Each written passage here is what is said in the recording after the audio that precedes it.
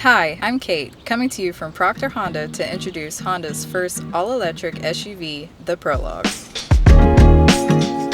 The Prologue marks an all-new chapter for Honda and does it with style. An all-wheel drive dual-motor system is available on the EX and Touring trim and is standard on the Elite.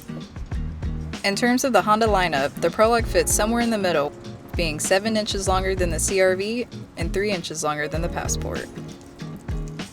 Inside the Touring and Elite, you'll gain leather-trimmed seats as well as a power panoramic moonroof. The Prologue comes loaded with all the latest tech.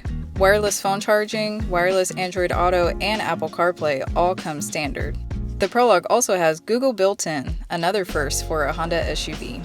The Touring and Elite offer a hands-free access power tailgate. And in back, there's ample cargo volume behind the second row, and even more hauling space with the row collapsed. Honda Home electrification makes charging easy, and on the go, it can be quick too with DC fast charging. And there you have it, a quick look at Honda's first all-electric SUV, the 2024 Prologue. Come check it out and take a test drive at Proctor Honda.